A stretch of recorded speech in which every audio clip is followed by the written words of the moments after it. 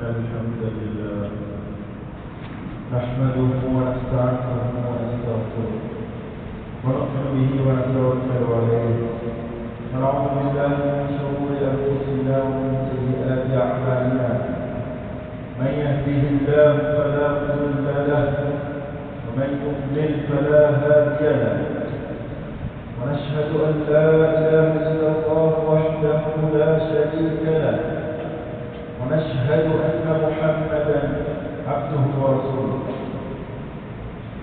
والصلاة والسلام على محمد وعلى آله وأصحابه أجمعين أما بعد فيا عباد الله أوصيكم وإياي أولا بتقوى الله يقول الله تعالى في كتابه العزيز وفرقانه المجيد بعد أعوذ بالله من الشيطان الرجيم بسم الله الرحمن الرحيم كان الناس أمة واحدة فبعث الله النبيين مبشرين ومنذرين وأنزل معهم الكتاب بالحق ليحكم بين الناس فيما اختلفوا فيه وما اختلف فيه إلا الذين أوتوه من بعد ما جاءتهم البينات بغيا بينهم فهدى الله الذين آمنوا لما اختلفوا فيه إلى الحق بإذنه والله يهدي من يشاء إلى صراط مستقيم صدق الله العلي العظيم. இப்பாறை பிரபஞ்சத்தை படைத்து போஷித்து காக்கிட்டு வந்தனாய் அல்லாஹ்வுடைய புகழைக்கும் அல்ஹம்துலில்லாஹ். மனித சமூகத்துக்கு வழிகாட்டுவதற்காக இவ்வையகம் வந்திருக்கிற பெருமானார் முஹம்மத் முஸ்தபா ஸல்லல்லாஹு அலைஹி வஸல்லம் அவர்கள் மீது அன்னாரின் சேர்ந்த சஹாபாக்கள் தாபிஈன்கள் தபீகள் மறுமை நாளில் இஸ்லாமிலே தூங்க வேண்டும் என்பதற்காக அல்லாஹ் பகலும் பாடுபடுகின்ற முஸ்லிமான நல்லடியார்கள் அனைவருக்கும் அல்லாஹ்வுடைய சாந்தியும் சமாதானமும் என்றும் உண்டாவதாக.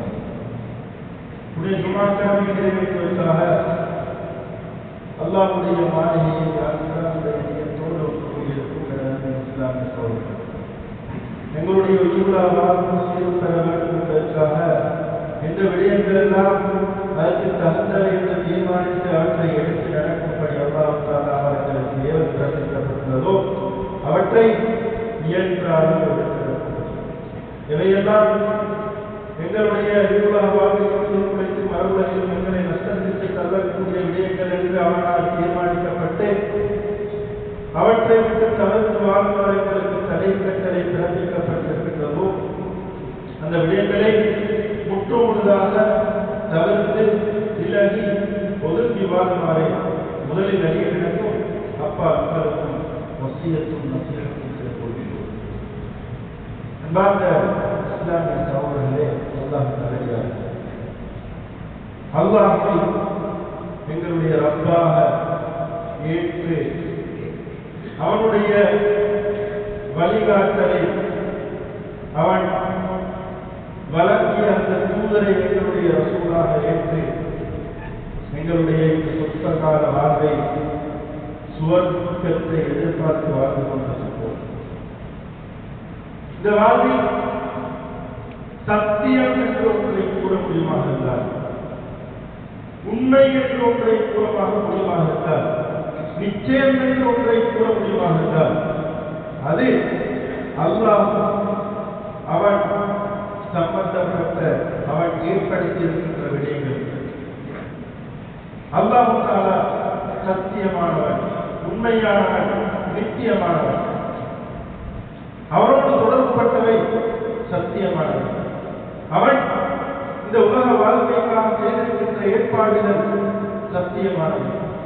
சுவர்க்கம் நரகம் சத்தியமானவை. இந்த உலகில் அவன் படைத்திருக்கின்ற அனைத்து படைப்புகளும் சத்தியமானவை, உண்மையானவை. அவன் எங்கள் ஒவ்வொருடைய உடம்பிலும் ஊதியிருக்கின்ற அந்த ரூஹ் அது சத்தியமானது, உண்மையானது.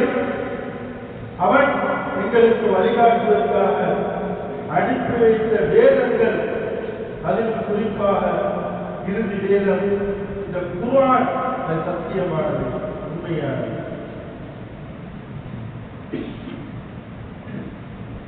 இத்தனை சத்தியங்களையும் அவனோடு சம்பந்தப்படுத்த முடியுமாக இருந்தால் அவன் 7 வானங்களுக்கு அப்பாலிருந்து அரிசியிலிருந்து அவன் எங்களை பார்க்கின்றான். அவன் பார்ப்பதும் சத்தியத்தை தான் பார்க்கிறான். அல்லாஹ் தஆலா எதை பார்க்கின்றான் என்பதை நபி ஸல்லல்லாஹு அலைஹி வஸல்லம் அவர்கள் ஒரு ஹதீஸ் மூலமாக தெளிவுபடுத்துகிறார்கள். இன்னல்லாஹ லா யன்துரு இலா சுவரிக்கும் வலா இலா அஜ்சாதிக்கும் வலாக்கின் அல்லாஹ் யன்துரு இலா குலூபிக்கும் வ அஅமாலிக்கும். அல்லாஹ் தஆலா உங்களுடைய வெளி தோற்றத்தையோ உங்களுடைய உடம்பையோ அவன் பார்ப்பதில்லை. அவன் உங்களுடைய உள்ளங்களை பார்க்கின்றான். அந்த உள்ளத்திற்கு எந்த அறிவுறுத்தின் அடிப்படையில் எவ்விதமான அமல்கள் தோன்றுகின்றது என்று பார்க்கின்றான். அவனுடைய பார்வையும் சத்தியத்தை எங்களுக்கு வெளிப்பார்வை வெளி தோற்றம் தெரியும்.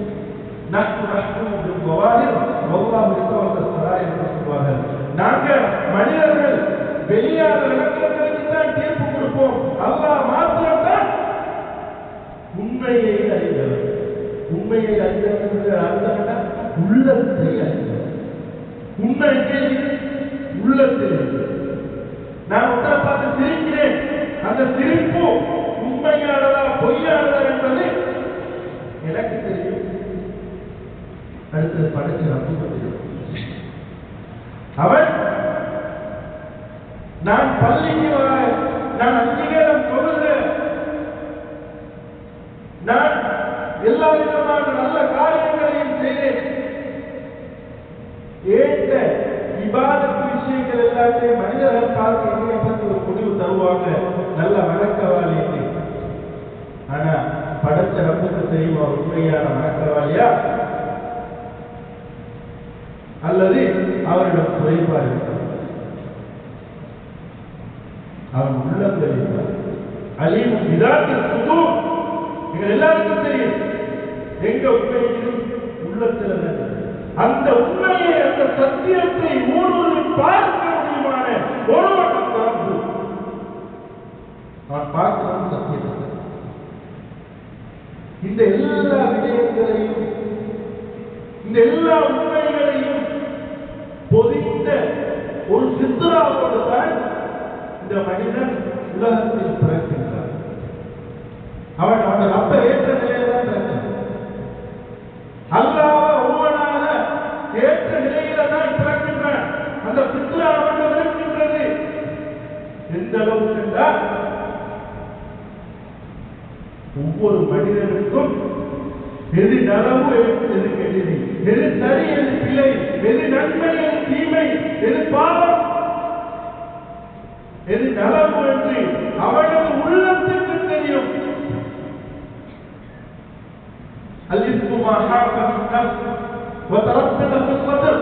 ரசூலுல்லாஹி ஸல்லல்லாஹு அலைஹி வஸல்லம் சொன்னார்கள், ஒரு பொய், ஒரு பாவம் அது எங்கள் உள்ளத்தை சும்மைக்க விடாது, குறுகுறுக்கு செய்யும், நிம்மதிகளுக்கு செய்யும், பின்வாங்க செய்யும்.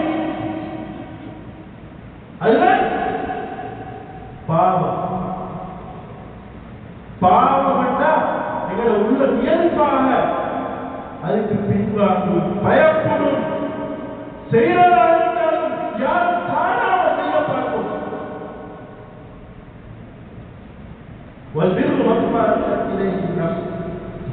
நன்மை என்றது எதிர்ப்பாளர்களுடைய உள்ளம் கம்ஃபர்டபுளாக இருக்கும். அதற்கு நன்மை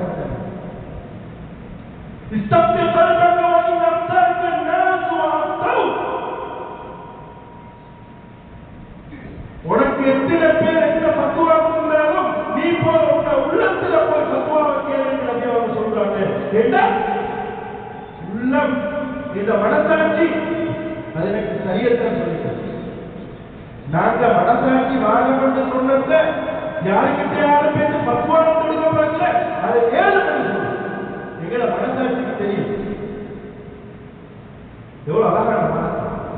பத்துவாவை ஒன்றாவது மனசாட்சி கேட்கணும்னு சொல்லிட்டாரு. சத்திய மார்க்கம் அன்பார்ந்த இஸ்லாமியர்களே, எல்லாம் நல்லடியார்களே, ஏன் இது சத்தியம்? சத்திய மார்க்கம். அல்லாஹ் சத்தியமானவன். அவன் இந்த உலகத்தில் வாழ்றதுக்கு வச்சுக்கிற வழிகாட்டல் சத்தியமானது. இந்த சத்தியம் ஏன் இந்த உலகத்துக்கு தேவை? ஏன் மனுஷனுக்கு தேவை? மனுஷனை பிரிக்கிறதுக்கா? மனிதர்கள் எல்லாரையும் சேர்க்கிறதுக்கா? மனிதர்கள் நலாத்து நடப்பதற்கா? மனிதர்கள் சுவர்க்கத்தின் பால் கொண்டு போய் சேர்ப்பதற்கா? எதற்கு சத்தியம் தேவை? ஏன் அல்லாஹ் சத்தியத்தை வைத்திருக்கின்றார்? மனிதர்களை பிரிக்கிறதுக்கு இல்லை, சேர்க்கிறதுக்கு. மனிதர்களை வழிகாட்டுகள் என்றோ வழிதவியல் என்றோ பட்டம் கொடுப்பதற்கல்ல, அனைவரையும் இணைந்து கொண்டு எல்லோருமாக சேர்ந்து சுவர்க்கம் செல்வதற்கு. இதை நான் மேலே ஓதி காட்டிய அந்த வசனத்தில் அல்லாஹ் தஆலா மிக தெளிவாக குறிப்பிடுகின்றார்.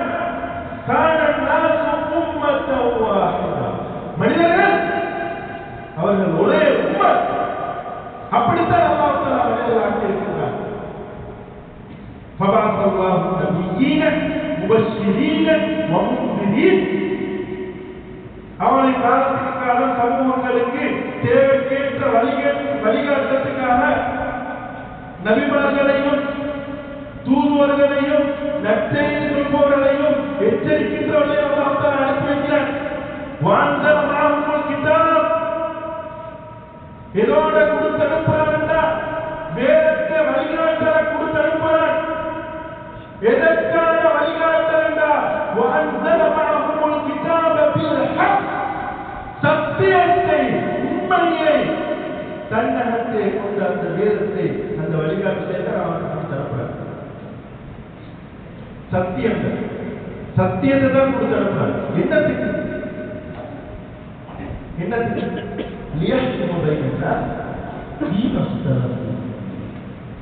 மனிதன் என்றாலே அல்லாஹ் தஆலா இன்னொரு வசனத்தில் சொல்றான், யா அய்யுஹன்-நாஸ் இன்னா ஹலக்னாக்கும் மின் ذكر وأنثى. நான் உங்களை ஆணிலும் பெண்ணிலிருந்து படைத்தோம். வஜஅல்னாக்கும் ஷுஊபன் வ கபாயில லிதஆரஃபு. உங்களை குலங்களாகவும் கோத்திரங்களாகவும் பிரிச்சு ஆக்கினோம். என்னத்துக்கு? அடிச்சு முடிக்கிறதுக்கா? லிதஆரஃபு. உங்களுக்கு இடையில பரஸ்பரம் புரிந்துணர்வு. அல்லாஹ் தஆலா எங்களை படைச்சு கிறிஸ்டையிலே எங்களுக்குள்ள பிரச்சனை வளர்க்கிறார். ஆம்பளை பொம்பளை இயல்பாகவே கருத்து வேறுபாடு வருவா இல்லையா? ஒரு குடும்பத்துக்குள்ள ஆண் பெண் வந்தா கருத்து வேறுபாடு.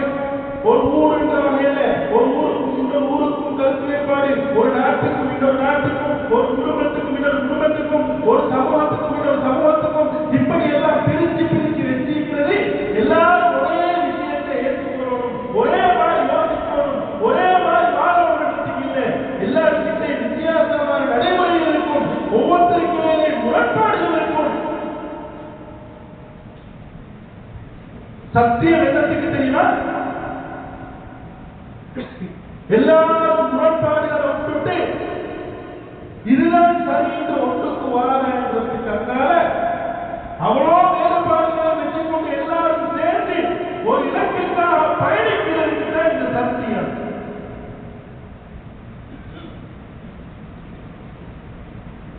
அன்பார்ந்த இஸ்லாமிய சகோதரர்களே, அத அல்லாஹ் தஆலா ஒவ்வொரு நபிமார்களையும் அனுப்பி அவர்களுக்கு சொல்றான், அவர்கள் வேறுபட்டிருக்கின்ற விஷயங்கள்ல நீங்க அவர்களை போய் தீர்வு சொல்லி அவர்களை இந்த சத்தியத்தினுடான ஒரு இடத்துக்கு கொண்டு வாங்க. இத நபி ஸல்லல்லாஹு அலைஹி வஸல்லம் அவர்கள் செய்து காட்டியிருக்கிறார். அல்லாஹ்வுடைய தூதராக தெரிவு செய்யப்பட்ட கண்மணி நாயகம் முஹம்மது ஸல்லல்லாஹு அலைஹி வஸல்லம் அவர்கள் அவருக்கு நுபுவத் கிடைக்கிறதுக்கு முன்னாலே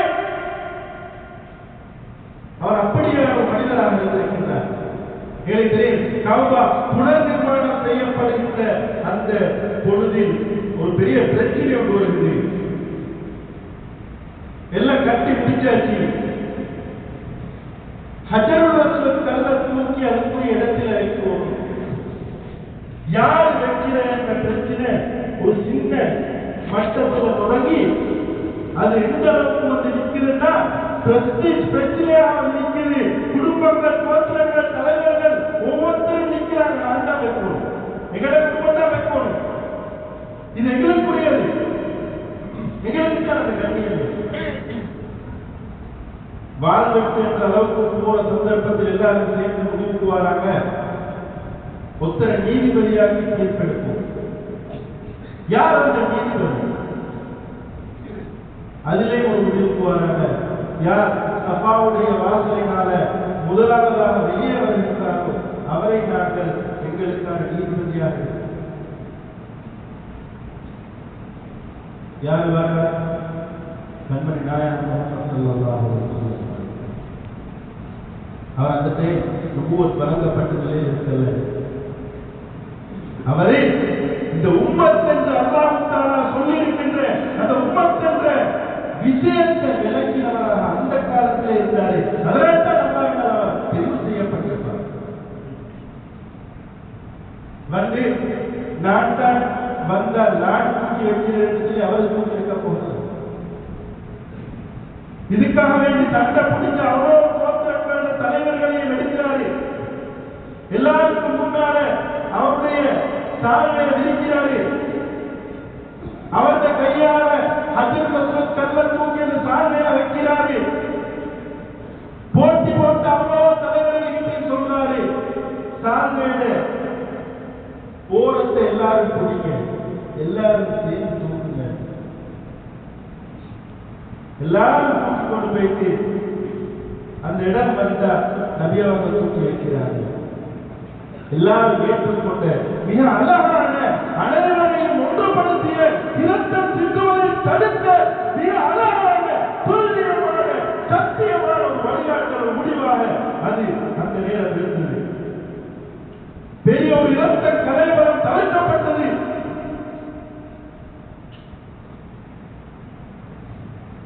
அப்படியான ஒரு மனிதன் தான் இந்த சத்திய தூதை சுமக்க தகுதியானவர் என்றுதான் அல்லாஹ் தஆலா அந்த மனிதனை தெரிவித்திருப்பார். ஏன்னா இந்த சத்திய தூது நான் சரி என்று சொல்லி நான் மட்டும் சொர்க்கம் போவதற்கான தூது இல்லை. நான் சரி என்று சொல்லி மற்றவர்களை பிழை என்று கையிட்டுவதற்கான தூது அல்ல. யார் எந்த கோணத்தில், எந்த பார்வையில், எந்த பக்கத்தில் இருந்தாலும் அனைவரையும் சேர்த்து ஒன்றாக பயணித்து அனைவரையும் வெற்றியை நோக்கி நடக்கக்கூடிய ஒரு பணி, ஒரு தூது என்பதை அல்லாஹ் தஆலா அந்த வசனத்திற்காக சொல்கிறார். அவர் மாத்திரம் அந்த ஹிரா குகைக்கு போய் கவலைப்படுறாரு. இந்த சமூகத்தின் நிலைமையை பார்த்து ஏன் சமூகம் இப்படி இருக்குது, ஏன் இப்படியான நிலைக்கு இந்த சமூகம் சீரழிஞ்சு போயிருக்குது, இதை நினைத்து கவலைப்பட்ட ஒருத்தராக அவர் மாத்திரம் இருக்கிறார். நுபுவத்துக்கு முன்னால் அவர் அப்படி இருந்தார். நுபுவத் அவருக்கு கிடைக்குது. அவருக்கு அந்த சத்திய தூது கிடைக்கின்றது. அதை வச்சு அவர் என்ன செஞ்சார்? அவர் அந்த சமூகத்தை பிரித்தாரா, அந்த சமூகத்தை சேர்த்தாரா என்று கேட்டால், அன்று இருந்த குறைசி தலைவர்கள் அவங்க எல்லாரும் சொன்னாங்க, இந்த முகம்மது வந்திருக்கிறாரு, உங்களோட குடும்பத்தை எந்த பிரிக்கிறதுக்கு வந்திருக்கிறாரு, கணவனை மனைவியை பிரிக்கிறதுக்கு வந்திருக்கிறாரு, பாப்பாவை புள்ளை பிரிக்கிறதுக்கு வந்திருக்கிறாரு, குடும்பத்தை பிரிக்க வந்திருக்கிறாரு. அவர் என்னமோ சத்திய தூதுன்னு சொல்றாரு. அதனால குடும்பங்கள், கோத்திரங்கள் எல்லாம் பிரிஞ்சு கொண்டு போகுது. இப்படித்தான் அவங்களோட கம்பெனி செஞ்சாங்க. அந்த கம்பெனி செஞ்ச அவ்வளோ பேரும் மக்கா வெற்றியின் போது இவருடைய அணியை நோக்கி சேர்ந்தார். அபூ சுஃபியான் மக்காவில் இருந்தார். அவரிடம் அடி வாங்கிய, அவரிடம் அடியால் வைக்கப்பட்ட பிலால் ரலியல்லாஹு அன்ஹு அந்த சபையில் இருந்தார். சுஹைப் ரூமி ரலியல்லாஹு அன்ஹு இருந்தார். சல்மான் அல் ஃபாரிஸி ரலியல்லாஹு அன்ஹு இருந்தார்.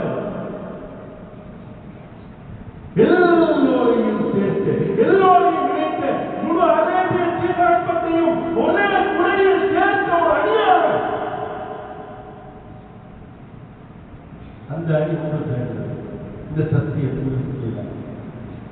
அதுல வாழ்க்கை வேறுபாடு விழாவில் வாக்கு சொல்றாரு. எல்லாரும் அந்த அழைப்புக்கு பதில் சொல்றதுக்கு பள்ளிக்கு வராங்க. உசாமா இப்னு ஸைத் ரலியல்லாஹு 10 வயசு சஹாபி ஒரு போருக்கு தளபதியாக நியமிக்கப்பட்டார். இப்படி அந்த சமூகத்துக்குள்ள ஏற்கனவே புகையோடி போயிருந்த எத்தனையோ பிரச்சனைகள் எல்லாம் இந்த சத்தியத்தின் ஒளியில் முடிவுக்கு வந்தது. அவுஸ் ஹஸ்ரஜ் என்ற பிரச்சனை பரம்பரையாக மனிதனாக வந்த பிரச்சனை. அந்த அவுஸ் ஹஸ்ரஜ் என்ற கோத்திர பிரச்சனைக்கு முற்றுப்புள்ளி வைக்கப்பட்டது.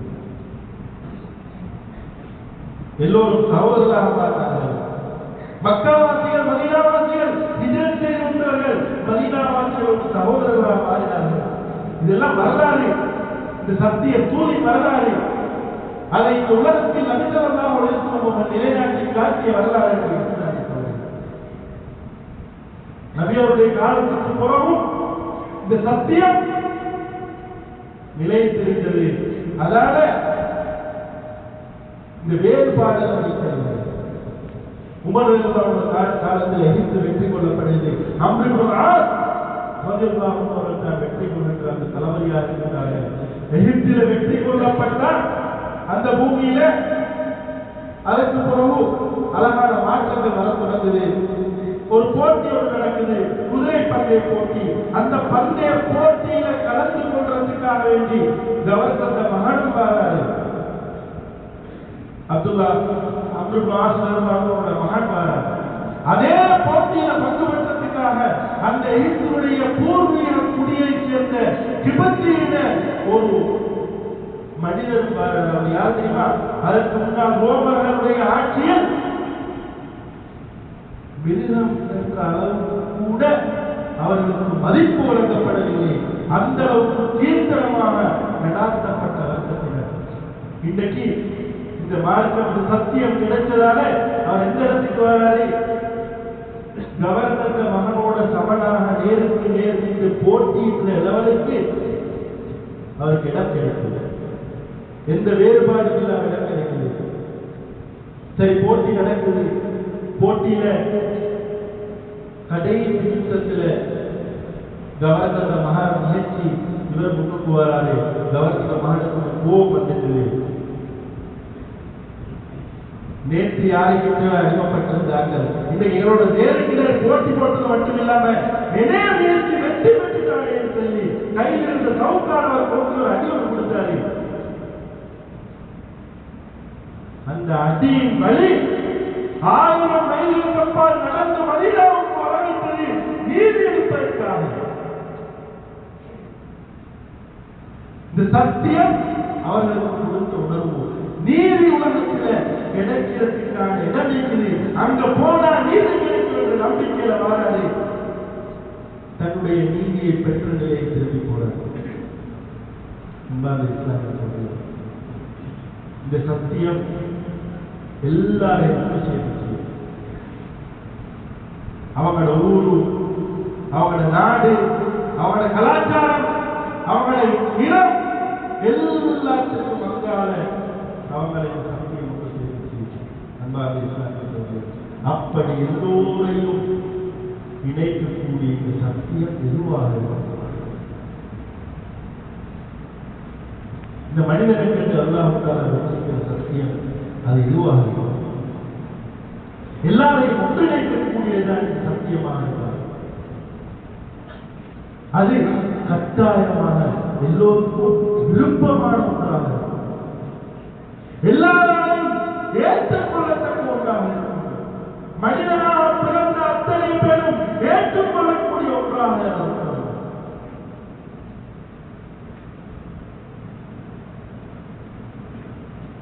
ஒவ்வொரு மனிதனும் உலகில் மனிதனாக பிறந்த ஒவ்வொருவரும் உலகத்தில் விரும்புகிற ஒரு விஷயம் இருக்கா? ஒன்றே ஒன்று தவிர எதுவும் கிடையாது. கலர் நிறத்தை எடுத்தா நிறத்துல ஒருத்தருக்கு பச்சை விருப்பம் வேண்டா, இன்னொருத்தருக்கு கருப்பு விருப்பம் வேண்டா, ஒருத்தருக்கு ஒவ்வொரு விருப்பம், ஒருத்தருக்கு விருப்பமான இன்னொருத்தருக்கு விருப்பானதாக. எதை எடுத்தாலும் எல்லாரும் முத்துல விரும்ப மாட்டாங்க. ஆனா மனிதனாக பிறந்த அத்தனை பேரும் விரும்புகின்ற ஒன்றுபடுகின்ற ஒரு விடயம் இருக்கின்றது. அதுதான் பண்பாடு. ஒரு முகத்தில் இருந்த அழகான புன்முறுவல் வந்து சென்றார். அது எந்த உடுப்புடுத்திருக்கிறார், எந்த நிறத்தில் இருக்கிறார், எந்த இடத்தால், எந்த ஊரால், எந்த நாட்டில் ஆள் என்று பார்க்க மாட்டோம். திருப்பி ஒரு புன்முறுவலோடு நான் கொடுத்தேன். அதுதான் அந்த பண்பாட்டினுடைய வசீகரம். அது எல்லா பிரிவினைகளுக்கும் மங்காள மனிதன் ஒன்று செய்யக்கூடிய அந்த பலம் இந்த பண்பாட்டுக்கு. இதாலதான் நான் ஏன் நபியாக அனுப்பப்பட்டிருக்கின்றேன் தெரியுமா? இந்த நல்ல பண்பாடுகளை, நல்ல பழக்க வழக்கங்களை பூர்த்தி செய்வதற்காகத்தான் நான் அனுப்பப்பட்டிருக்கின்றேன் என்று நான் அனுப்பப்பட்ட நோக்கத்தை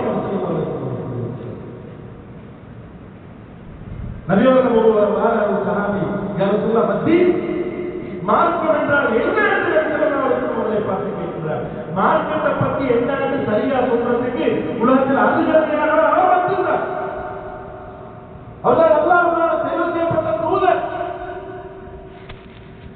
இன்னைக்கு நாங்க மார்க்கம் என்று எதற்கெல்லாம் அடித்துக் கொள்றோமோ அதெல்லாம் நம்ம சொல்லல. நாங்க மார்க்கம் என்ற பேர்ல எங்களுக்குள்ள எத்தனை பிரிவினைகளை வளர்த்துக் கொண்டிருக்கின்றோம், எத்தனை அடிதடிகளை நாங்கள் நடத்துகின்றோம், எத்தனை வாதங்களை வளர்த்துக் கொண்டிருக்கின்றோம். மார்க்கம் என்ற பெயரில் அவலத்தை நாங்கள் பேணி பாதுகாத்து வருகின்றோம். ஆனால் மார்க்கம் என்று நபி வந்து சொன்னது நாங்கள் அடித்துக் கொள்ற உசுர குடுக்கைகளை சொல்லது. மார்க்கம் ரெண்டு வார்த்தைகள் அழகா சொன்னாங்க. தீரும் மார்க்கம் நல்ல நடத்துங்க, பண்பாடு. இன்றைக்கு எங்களுக்கு அவ்வளோ மனிதர்களும் விரும்பக்கூடிய, அவ்வளோ மனிதர்களாலும் விரும்பப்படக்கூடிய ஒரு சத்தியம் இந்த உம்மத்துக்கு கொடுக்கப்பட்டிருக்கிறது. இதால்தான் அல்லாஹ் தஆலா சொன்னார், வஜஅல்னா, அல்லாஹ் உம்மத்தன் வஸத்தாக உங்களை ஆக்கியிருக்கிறார். குந்தும் கைர உம்மத்தின் உக்ரிஜத் லின்னாஸ், நீங்கள் மனிதர்களிலே மிகவும் சிறந்த உம்மத்தாக இருக்கின்றீர்கள் என்று எங்களை பார்த்து சொன்னார். وكذلك جعلناكم أمة وسطا لتكونوا شهداء على الناس. இதனால் தான் உங்களை வசத்தான எல்லாரும் பிரிவினரை நோக்கி போவாங்க. அவங்க நிலத்தை நோக்கி இருப்பாங்க, இவங்க இனத்தை நோக்கி இருப்பாங்க, இவங்க பரம்பரை நோக்கி இருப்பாங்க. நீங்க யாருங்க நடுவில் இருந்து அவ்வளோ பேரை ஒரு இடத்துக்கு கொண்டு வந்து ஒரு இலக்கை நோக்கி கூட்டிக் கொண்டு போற உம்மத்தின் வசத்தாவாக அல்லாஹ் தஆலா உங்களை அனுப்பியிருக்கிறார் என்று நீங்கள் ஒவ்வொருத்தரை பார்த்து அல்லாஹ் தஆலா சொல்லியிருக்கிறார். ரமலானுடைய மாதம் அல்லாஹ் தஆலா இந்த ரமலானுடைய நோக்கை கூட எந்த அடிப்படையில் எந்த பின்புலத்தை கடமையாக்கி இருக்கின்றார் என்பதை நபி ஸல்லல்லாஹு அலைஹி வஸல்லம் அவர்கள் கூறியிருக்கிறார்கள். மல்லம் யதா கௌல ஸூரி வல் அமல் பிஹி ஃபலைஸ இல்லாஹி ஹாஜத்துன் ஃபீ அன் யதா தஆம வ ஷராப். யார் பொய் பேசுறதை அதன் அடியாக கர்ம மாற்றத்தை விடலையோ அவர் பசித்து தாழ்ந்திருப்பதில் அல்லாஹ்வுக்கு எந்த தேவையும் கிடையாது. அவர் பண்பாடு மூலமாகத்தான் அவர் நோம்புக்கு பெருமை இருக்கிறது என்பதை அந்த ஹதீஸ் ஆணித்தரமாக சொல்லுவார். இந்த ஸலாத்து தன்ஹா அனில் ஃபஹ்ஷாஇ வல் முன்கர், தொழுகை மானக்கேடான வெறுக்கத்தக்க விடயங்களை விட்டு எங்களை தூரமாக்க வேண்டும். இலங்கை தொழுகை கிடையாது. குல் மின் அம்வாலிஹிம் ஸதகத்தன் துதஹிருஹும் வ துஸக்கிஹிம் பிஹா, அவருடைய செல்வங்களிலிருந்து ஸகாத்தை எடுங்க, அதற்காக அவர்கள் தூய்மை அடையும். கெட்ட பொருத்தம் செயல்பாடுகளிலிருந்து நடவடிக்கைகளிலிருந்து அவர்கள் விடுபடுவார்கள்.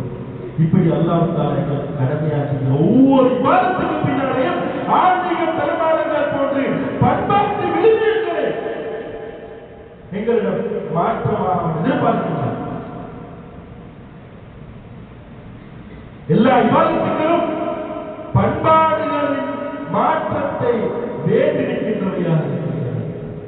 எனவே அன்பார்ந்த இந்த சத்தியத்தை, இந்த சத்திய நபியின் சத்திய தூதரின் வாழ்வில் புரிந்து அதற்கான முன்னுதாரணமாக உம்மத்தின் வசத்தாவாக நாங்கள் மாற வேண்டும். இந்த ரமலானை அதற்குரிய பயிற்சியாக நாங்கள் மாற்றிக்கொள்ள வேண்டும். நல்ல பண்பாடுள்ள மனிதர்களாக நாங்கள் மாறுவதற்கு இந்த ரமலானிலே நாங்கள் தயாராக இறுதியாக உள்ளே சொல்லி நிறைவுக்கு வரலாம் நினைக்கின்றேன். நாங்கள் போன்ல எத்தனையோ எப்புகள் யூஸ் பண்ணுவோம். அந்த எப்புகள் எல்லாம் அவுடேட்டடாக இருக்கிற அது அப்டேட் ஆகிறது. ஒரு அந்த எப்ப நாங்கள் தொடர்ந்து பாதிப்போம்னா அதை புதுசா அப்டேட் சொல்லி கொண்டிருக்கோம். 10 வருஷத்துக்கு முன்பு அந்த எப்ப எப்படி இருந்துச்சோ அதோட 10 மடங்கு 100 மடங்கு டெவலப் ஆகிக்கணும். இன்றைக்கு அப்பதான் அந்த எப்போட தொடர்ந்திப்போம். ஆனா எல்லாத்திலையும் இப்படி அப்டேட்டிங் எதிர்பார்க்கிறாங்க. எங்களோட பர்சனல் லைஃப் எடுத்து பார்த்தா 10 வருஷத்துக்கு முன்பு நான் சமூகத்தில் சில பேர்கள் வந்துட்டு பொய்ய ஏமாத்துறாரு, இப்படி ஒவ்வொருத்தர்கிட்ட ஒவ்வொரு பலவீனங்கள் இருக்கும். ஒவ்வொரு பதிவுகள் ஒவ்வொருத்தரை பத்தி இருக்கும். எங்களுக்கு எத்தனையோ ரமலான்கள் 10 ரமலான் கடந்து இன்றைக்கு நான் அதே பேரோட தான் இருக்கிறேன், அதே பலவீனத்தோட தான் இருக்கிறேன், அதே பாவங்களோட தான் இருக்கிறேன், அதே பிழைகளோட தான் இருக்கிறேன் என்றால் இந்த ரமலான் எத்தனை வருடம் கூட எனக்கிட்ட என்ன அப்டேட் என்று சொல்லி நான் கேட்டு பார்க்கப்படலாம். நான் பழகிற மனைவி, ஏந்த புள்ளகள், ஏந்த ஃப்ரெண்ட்ஸ்மார் எல்லாருக்கும் 10 வருஷத்துக்கு முழுக்க நான் தான் இன்றைக்கு இருக்கிறேன் என்றால் என் ஃப்ரெண்ட்ஸ் வீட்டு என் மனைவி மக்கள் இருந்து எல்லாருமே தூக்கி வீட்டுட்டு அவங்க என்னை கணக்கெடுக்க மாட்டாங்க. என்னை நிர்பந்தமாக இருக்கிறதுக்காக ஏற்றுக்கொள்வாங்க. என்னை கணக்கெடுக்க மாட்டாங்க. எனக்கிட்ட இந்த மாற்றம், எனக்கிட்ட இந்த முன்னேற்றம், நான் ஏற்ற செல்ஃப்ல என்ன அப்டேட் வச்சிருக்கிறேன், இதை யோசிக்கிறதுக்கான ஒரு சிறந்த தருணம் தான் இந்த ரமலான் மாதம். எங்களோட பண்பாடுகளை குடம் போட்டு மாற்றிக்கொள்வதற்கான ஒரு மாதம். அதுக்காகத்தான் நாங்கள் இபாதத்துகள்ல கூட ஈடுபட சொல்லி அல்லாஹ் தஆலா சொல்லியிருக்கார். நபி அவங்க வழிகாட்டியிருக்காங்க. ஏன்னா அந்த இபாதத்துகளோட நாங்கள் எங்களை பற்றி யோசிக்கிறதுக்கு ஒரு டைமை கொடுக்கணும், எங்களை மாற்றிக்கொள்ளணும். இந்த எதிர்பார்ப்போடு இந்த ரமலானை கடத்தி அதன் பூரண பயனை பெற்று தக்குவாவுள்ள நல்ல மக்களாக மாறுவதற்கு செய்வாராக.